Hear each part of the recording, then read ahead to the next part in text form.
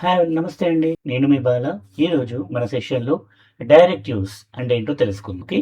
So, directives అంటే ఏంటి? So, Angular directives are special instructions in Angular that changes the behavior, appearance or structure of DOM element. So ఇది basic గా మన definition. Okay, I just write down the definition for your information. మనం దాన్ని ఏంటో చెప్పుకుందాం, ఎందుకు తెలుసుకుందాం. Angular directive special instructions in Angular that changes behaviour appearance or structure of DOM elements అని చెప్పేసి అన్నాం. ఓకే, సో ఇది సింపుల్ గా చెప్పాలి అంటే సార్ మనము బిహేవియర్ మన ఎగ్జాంపుల్ ఇప్పుడు మన ఇదే పేజ్ ఉంది. ఓకే సార్, ఇప్పుడు నేను దీన్ని కలర్ చేంజెస్ జరిగాయి నాకు, ఆర్ పేజ్ రిఫ్రెష్ అవుతున్నప్పుడల్లా కొత్త కంటెంట్ జనరేట్ అవుతుంది, అవునా? సో డేటా బైండ్ అవుతుంది.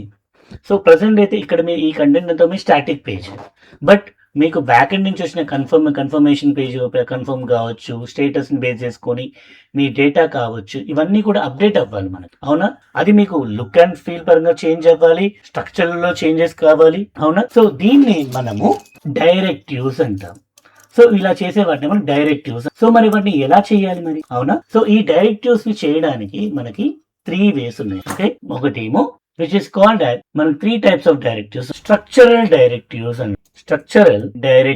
okay, structural directives and ఇంకొకటి attribute directives అన్న, అండ్ థర్డ్ వన్ వచ్చేసి కాంపోనెంట్ డైరెక్టివ్స్ అన్న. సరే ఇవన్నీ కాకుండా కస్టమ్ డైరెక్టివ్స్ ఇవి 3 కాకుండా మనము కస్టమ్ డైరెక్టివ్స్ కూడా బట్ అవి మనం ఇప్పుడు చూడము, లాటర్ సెషన్స్ లో చూస్తాము. ఓకే, మన ఓన్ డైరెక్టివ్స్ ఎలా క్రియేట్ చేసుకో. So structural directives, so basic గా మనం ఏంటి స్ట్రక్చర్ చేంజ్ అయ్యే వాటిని మనం. సో ఇక్కడ మన స్ట్రక్చరల్ డైరెక్టివ్స్ ఏంటి అంటే NG. సో జనరల్ గా మనం ఇఫ్ అని వాడతాం కదా, అవునా? ఇఫ్ ఎల్స్ అని వాడతాం కదా.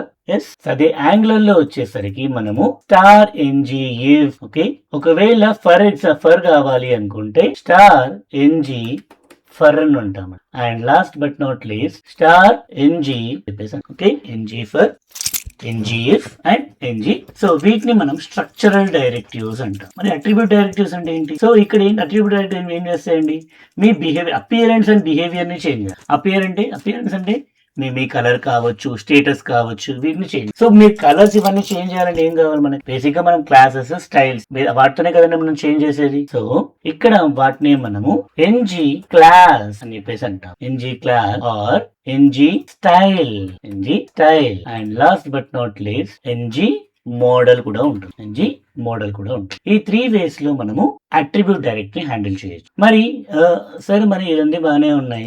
ఓకే, మరి వీటిని ఎలా హ్యాండిల్? మరి కాంపోనెంట్ డైరెక్టివ్స్ అంటే ఏంటి మరి? సో కాంపోనెంట్ డైరెక్టివ్స్ అంటే సార్ ఇక్కడ మనము ఓన్లీ ఒక HTML part, maybe HTML elements మాత్రమే చేంజ్ చేస్తాం. దేంట్లో మన స్ట్రైట్ అట్రిబ్యూట్ డైరెక్టివ్ వీటిలో. బట్ వేరాస్ కాంపోనెంట్ డైరెక్టివ్ లో ఏమవుతుంది అంటే, so it's a combination of 3 things అండి. ఒకటి మీ HTML plus TS plus CSS. So అంటే నథింగ్ బట్ మీ హోల్ కాంపోనెంట్ ని మనం అప్డేట్ చేస్తున్నాం. ఓకే, సో ఇది ఏంటి, ఎలా పనిచేస్తుందో మీకు చూపిస్తాం. And last but not least custom directive. ఒక ఓన్ ఫంక్షనాలిటీ రాసుకోవడానికి మనము కస్టమ్ డైరెక్టివ్స్ వాడతాం. Your own style or logic కోసం మనం custom directive. Okay, now we said once will go back to our application. ఇక్కడ మనము ఇది డేటా ఉందండి మనకు, అవునా? సో ఈ డేటాని నేను బైండ్ చేయాలంటే ఏం కావాలి నాకు? సో దీన్ని కన్వర్ట్ చేసుకోవాలి. అరే ఆఫ్ డేటాకు అరే ఆఫ్ ఆబ్జెక్ట్స్ కింద కన్వర్ట్ చేసుకోవాలి. So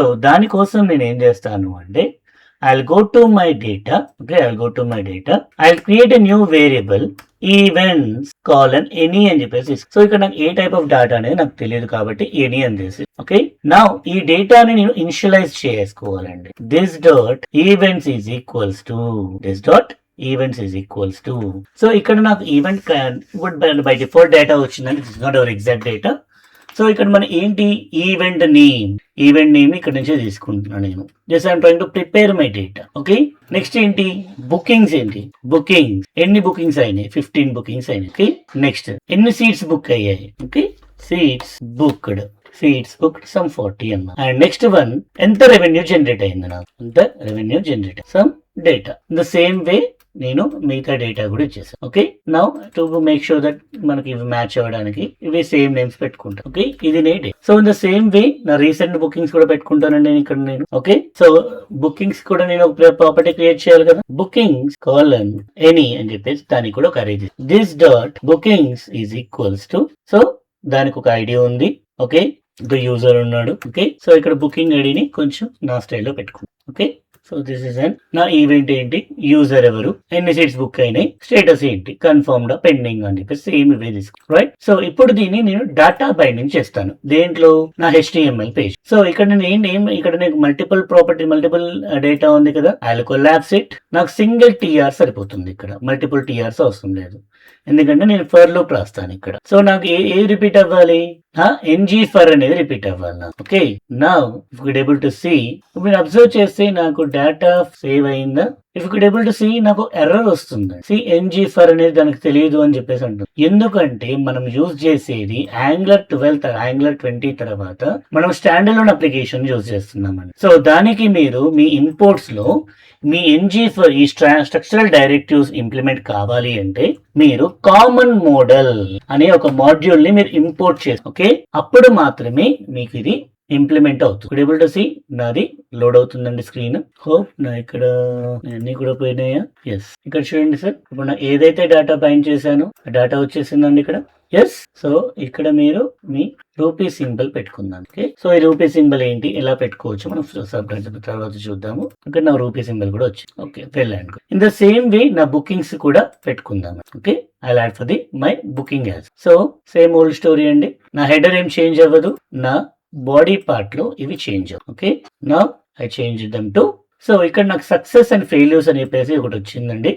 and right now I'm just removing this tag. Okay, దీన్ని మనం ఇక్కడ మీరు అబ్జర్వ్ చేస్తే ప్రతి ఒక్కటికి కూడా నాకు same property same green colour వచ్చింది, బికాస్ ఇక్కడ నాకు చేంజ్ అవ్వాలి నాకు. సో వాటిని ఎలా చేస్తాము అనేది, ఓకే, ఎలా చేద్దాము ఏం చేద్దాము అనేది that will be done with the help of the angular pipes అని ఉంటాయి. ఓకే, Angular లో మనకి డిఫాల్ట్ పైప్స్ అని ఉంటాయి. ఆ పైప్స్ ని ఎలా యూస్ చేయాలనేది మనము నెక్స్ట్ సెక్షన్ లో చూద్దాం. Okay, thank you guys, have a great day. Like, share and subscribe to our channel.